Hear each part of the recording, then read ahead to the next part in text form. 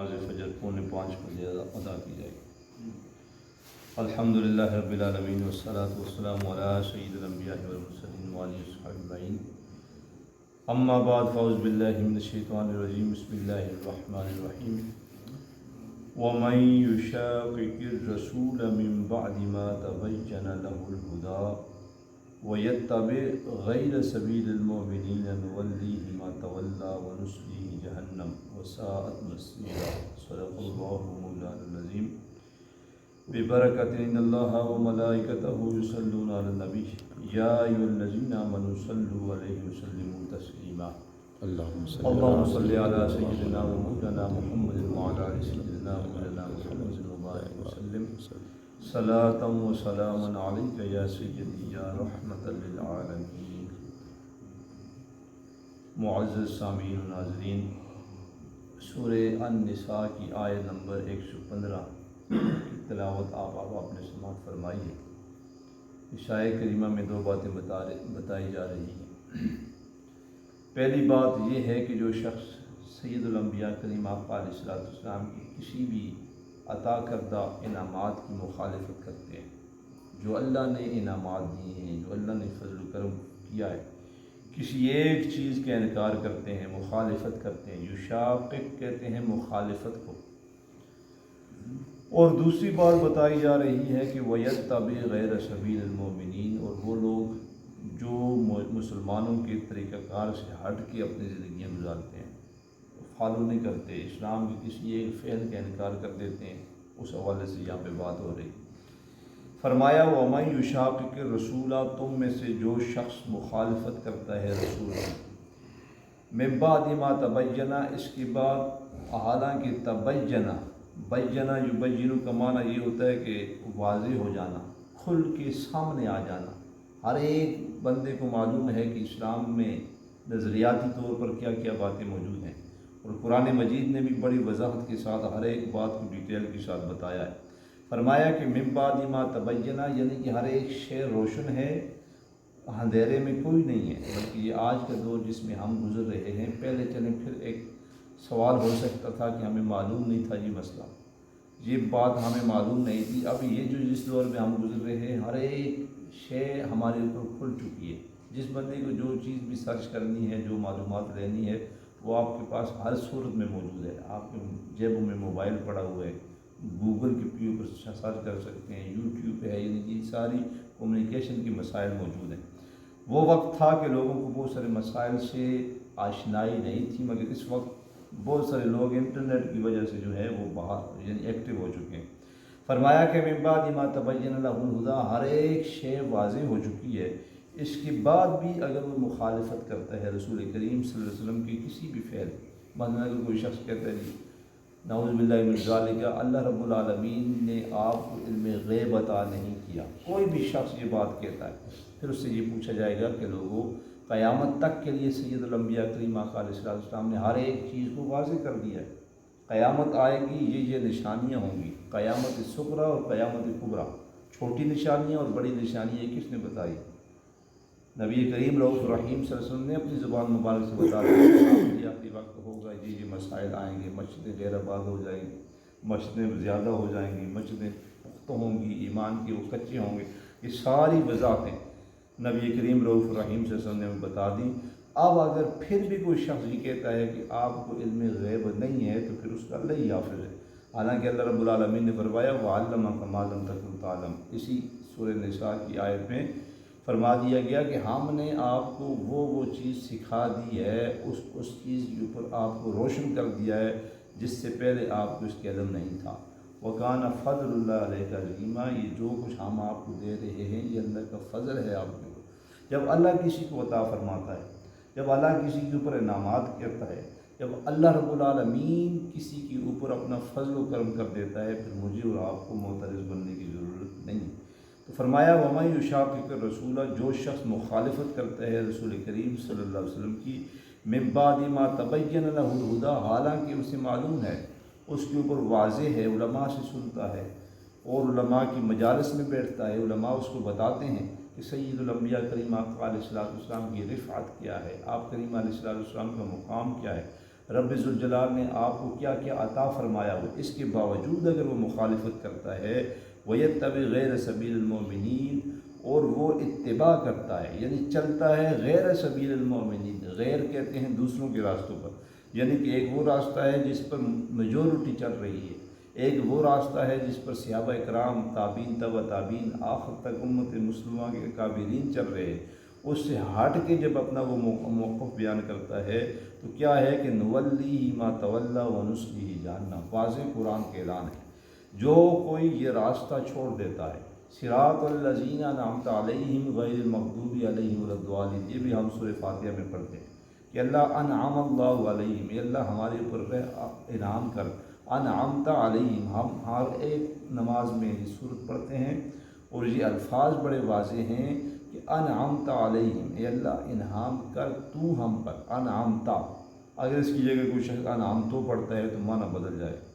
اس لیے قرآن مجید کو جب بھی پڑھا جائے اس کے زبر، زیر، پیش اور اعراب کا خیال رکھا جائے، مگر ہمارے ہاں یہ ہے کہ ہم اعراب کو دیکھتے نہیں ہیں، جو کچھ آتا ہے وہ پڑھتے رہتے ہیں، لہٰذا یہ زبر اور زیر کا بہت بڑا فرق ہے۔ انعمت علیہم کی جگہ اگر کوئی شخص کرتا ہے انعمت علیہم، تو اس کا معنی یہ ہوتا ہے کہ میں نے انعام کیا آپ کو، تو اللہ فرماتا ہے میں انعام کرتا ہوں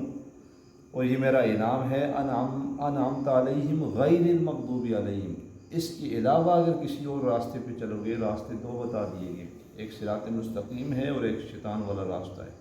یہ راستہ تمہیں منزل کی طرف لے کے جانے والا ہے، اور یہ جو دوسرا راستہ ہے یہ تمہیں منزل تک نہیں پہنچائے گا، بلکہ یہ جو راستہ ہے یہ تمہیں شیطان کا راستہ ہے، لہٰذا اگر اس پہ چلو گے تو تباہ ہو جاؤ، یہ قرآن مجید نے واضح اعلان کیا ہو۔ تو یہاں پہ فرمایا کہ وَيَتَّبِعْ غَيْرَ سَبِيلِ الْمُؤْمِنِينَ، ہر وہ شخص جو غیروں کے راستے پہ چلے گا، غیر سے مراد یہ ہے کہ صراط الذین انعمت علیہم کو چھوڑ کر کسی اور راستے پہ چلے گا تو ہوگا کیا کہ نولیہ ما تولی ونصلیہ جہنم، اب قرآن کا یہ واضح اعلان ہے، نولیہ ما تولی، ہم اس کو پھیر دیں گے، یعنی اس نے اپنا راستہ چینج کیا، اس نے اپنا رخ چینج کیا تو ہم کیا کریں گے، ونصلیہ جہنم، اب اس کو جہنم کا ایندھن بنا دیں گے، اس لیے قرآن مجید میں آیا کہ یا ایھا الذین آمنوا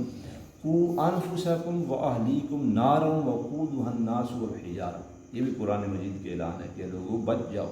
قوا انفسکم، کو کا معنی ہوتا ہے قاف واو پیش، کو کا معنی ہوتا ہے موٹے قاف کے ساتھ بچنا، کہ اے ایمان والو بچو، قوا انفسکم واہلیکم، خود بھی بچو اور اپنے گھر والوں کو بھی بچاؤ، لہٰذا یہ جو عقیدے کی پختگی ہے، یہ جو عقیدہ جو ہے مضبوطی کے ساتھ تھامنا ہے، ہم نے خود بھی گامزن ہونا ہے، اپنے بچوں کو بٹھا کر ان کے عقائد کی بھی اصلاح کرنی ہے، یہ نہ ہو کہ غیروں کے ہاتھوں چڑھ جائیں اور وہ اپنا عقیدہ کھو بیٹھیں۔ ہمارا عقیدہ سرکار دو جہاں علیہ السلام کے حوالے سے یا دیگر انبیاء اکرام کے حوالے سے وہی ہے کہ آمنت باللہ و ملائکتہ و کتبہ و رسولہ والیوم الآخر والقدر خیرہ و شرہ من اللہ تعالی والبعث بعد الموت، یہ ہمارا واضح عقیدہ ہے۔ اگر اس سے ہٹ کر اگر کوئی شخص چلتا ہے تو وہ یقیناً تباہ و برباد ہوتا ہے اور اپنی ساری زندگی جو ہے اس کی جد و جہد جو جہد مسلسل ہوتی ہے، یہ دیکھیں ہم نماز پڑھتے ہیں، قرآن مجید کی تلاوت کرتے ہیں یا دیگر صبح سے لے کے شام تک وظائف کرتے ہیں، یہ ایک جہد مسلسل ہے، یعنی کہ ہم کوشش کر رہے ہیں اپنی طرف سے کہ اللہ تعالیٰ ہمارے ان اعمال کو اپنے ہاں قبول فرمائے۔ یہ سارا ہونے کے بعد اگر ہمارا عقیدے میں مضبوطی نہیں ہے، اگر ہمارے عقیدے میں پختگی نہیں ہے تو یہ سارا کچھ جہد مسلسل کر رہے ہیں، اس میں کوئی فائدہ نہیں، ہماری بنیاد ہی نہیں۔ جب کسی شے کی بنیاد ہی نہیں ہوگی، مکان بنا رہے ہیں، گھر بنا رہے ہیں، بغیر بنیادوں کے کھڑا کریں گے، ممکن ہے کہ مہینے بعد، 2 مہینے بعد، ممکن ہے کہ 3 مہینے بعد اس نے گر جانا ہے، کیونکہ اس نے قائم نہیں دینا، بنیاد ہی نہیں۔ تو لہٰذا یہ سارے اعمال جو ہم کرتے ہیں، نماز ہے، روزہ ہے، حج ہے، زکوٰۃ ہے، دیگر سارے ہیں، ان کی بنیاد عقیدے کی پختگی پر ہے۔ وہ عقیدے کی پختگی کیا ہے کہ سرکار دو جہاں علیہ السلام کو اللہ تعالیٰ نے جو کچھ انعامات عطا کیے ہیں، جو فضل و کرم آپ کے اوپر کیا ہے، ہم من و عن اس کو تسلیم کرتے ہیں بغیر کسی حجت کے۔ یہ حجتیں یہاں پہ قائم نہیں ہوتی ہیں کہ اتنا دیا ہے، اتنا کیوں دیا ہے، دیوار کے پیچھے کا علم کیسے ہوتا ہے، یا زمین کی تہوں کے نیچے جو ہے سرکار دو عالم صلی اللہ علیہ وسلم کیسے بتا رہی ہے، کیسے کا لفظ ہم نے اپنے ذہنوں سے نکال دینا ہے۔ جب اللہ فرماتا ہے وَعَلَّمَكَ ما لم تکن تعلم وکان فضل اللہ علیک عظیما، تو یہاں پہ بات ختم ہو جاتی ہے۔ تو فرمایا وَيَتَّبِعْ غَيْرَ سَبِيلِ الْمُؤْمِنِينَ، اور وہ شخص جو مخالفت کرتا ہے اور اس کے بعد یہ راستہ چھوڑ دیتا ہے، بدلا دیتا ہے، غیروں کا راستہ اختیار کرتا ہے، نُوَلِّهِ مَا تَوَلَّىٰ، ہم اس کو پھیر دیں گے، وَنُصْلِهِ جہنم، اس کا ٹھکانہ جہنم ہوگا، وَسَاءَتْ مَصِيرًا، اور یہ جو جہنم کا ٹھکانہ ہے انتہائی برا ٹھکانہ۔ لہٰذا باب ذی وقار قرآن مجید بارہا ہمیں متنبع کرتا ہے۔ متنبع کا معنی یہ ہے کہ قرآن مجید ہمیں بتاتا ہے، اور ہم اگر راستے سے تھوڑا سا ہٹ جاتے ہیں پھر بھی قرآن بتاتا ہے کہ لوگوں، جو راستہ تم ہٹ رہے ہو، راستہ غلط اختیار کر رہے ہو یا راستے سے پھر چکے ہو، یہ راستہ تمہارے لیے اچھا نہیں ہے، اس راستے کو چھوڑو اور اس راستے کے اوپر آؤ جس پر جمہور کا قول ہے، یا جسے جمہور لوگوں نے اپنایا ہوا ہے۔ تھوڑے لوگوں کے راستے پہ چلو گے تو ہوگا کیا، تمہیں نقصان ہوگا، اور وہ نقصان تمہارے اعمال میں سونپ دیا جائے گا، اور وہ تمہارے اعمال جو تم کر رہے ہو صبح سے شام تک، انما الاعمال بالنیات، اعمال ہی جو نیت ہوتی ہے وہی تمہارے اعمال پر ڈیپینڈ ہوتی ہے۔ یہ نیت کا کمال ہوتا ہے، نماز پڑھ رہے ہیں، روزہ رکھ رہے ہیں، حج زکوٰۃ دیگر صدقہ، یہ نیت اگر آپ کی خالصتاً اللہ کی رضا کے لیے ہے تو وہ اعمال مقبول ہوں گے، مبروز ہوں گے۔ اگر آپ کی نیت ہی میں کھوٹ آ گیا، نیت ہی میں خرابی آ گئی تو وہ کوئی بھی عمل کسی کام کا نہیں۔ لہٰذا ہماری نیت سرکار دو جہاں علیہ الصلوۃ والسلام کے حوالے سے، یا دیگر انبیاء علیہ الصلوۃ والسلام کے حوالے سے، یا صحابہ اکرام رضوان اللہ اجمعین کے حوالے سے، جس کو جو اللہ نے دیا ہے یہ اللہ کا فضل ہے۔ اللہ نے خود اعلان کیا ہے تلک الرسل فضلنا بعضهم علی بعض منہم من کلم اللہ ورفع بعضهم درجات۔ یہاں پہ قرآن مجید نے ساری بات ختم کر دی، فرمایا تلک الرسل، یہ رسول ہیں۔ اب بتائیے کہ یہ لفظ یہ قریب کے لیے ہوتا ہے یا بعید کے لیے ہوتا ہے؟ قریب اور بعید یہ ہے کہ یہ کتاب ہے، یہ ڈیسک ہے، یہ جانماز ہے، اس کا معنی یہ ہے کہ قریب ہے تو میں یہ کہہ رہا ہوں۔ اگر میں کہوں کہ وہ دروازہ ہے تو اس کا معنی ہے کہ وہ تھوڑا سا ہم سے دور ہے۔ تو اللہ فرماتا ہے کہ تلک الرسول 1,24,000 انبیاء کے بارے میں اللہ فرماتا ہے یہ رسول ہے۔ اب یہ کا لفظ بتاتا ہے کہ جو رسول ہوتے ہیں وہ ہمارے قریب ہوتے ہیں، اس لیے فرمایا النبی اولیٰ بالمؤمنین من انفسہم۔ النبی، یہ قرآن مجید کے الفاظ واضح ہیں کہ النبی اولیٰ، کہ نبی قریب ہیں، بالمؤمنین مومنوں، کتنا قریب ہیں کہ بانفسہم، جتنا کہ وہ اپنے نفسوں کے قریب ہیں۔ النبی اولیٰ بالمؤمنین بانفسہم، کہ اتنا وہ نبی کریم صلی اللہ علیہ وسلم تمہارے قریب تر ہے۔ ایسے ہی سارے انبیاء، فرمایا تلک الرسول، یہ رسول ہیں، فضلنا بعضهم علی بعض، ہم نے ان کو فضیلت دی ہے ایک کو ایک کے اوپر۔ جب اللہ کسی کو فضیلتیں عطا فرمائے، جب اللہ کسی کو عطا کردہ نظام عطا فرما دے، پھر مجھے اور آپ کو معترف بننے کی ضرورت نہیں ہے۔ اللہ کا اعلان ہے کہ تلک الرسول فضلنا بعضهم علی بعض منہم من کلم اللہ ورفع بعضهم درجات، کسی سے ہم نے بات کی ہے اور کسی کی درجات میں بلندیاں عطا کی، یہ سب اللہ کا فضل ہے۔ لہٰذا اللہ کی عطا کردہ انعامات پر ہمیں شکر و شکر ہونا چاہیے، اور اس میں تدبر کرنا چاہیے کہ اللہ رب العالمین نے کتنا انعام کیا ہے اپنے لوگوں کے اوپر، اور یہ انعام بھی بتا دیا ہے کہ انعم اللہ علیہم من النبیین والصدیقین والشہداء والصالحین۔ یہ قرآن کی باتیں ختم ہونے والی نہیں ہیں، ہمارا یہ درس اختصار پہ مبنی ہوتا ہے۔ لہٰذا اسی بات پہ اتفاق کرتے ہوئے اور اسی بات کو یہاں پہ کلوز کرتے ہوئے، ختم کرتے ہوئے اختتامی بات پر، اللہ رب العالمین نے جس کو جو کچھ عطا کیا ہے اس پہ ہم نے کبھی معترض نہیں ہونا، اور ہم نے سر خم تسلیم کرتے ہوئے ہر ایک شے کو مان لینا ہے، اور یہی ہمارا عقیدہ ہے۔ اللہ رب العالمین اس عقیدے پہ ہمیں پختگی عطا فرمائے، اور اس عقیدے سے 1 انچ نہ ہم پیچھے ہوں نہ اس سے آگے ہوں، تجاوز بھی نہیں کرنا نا۔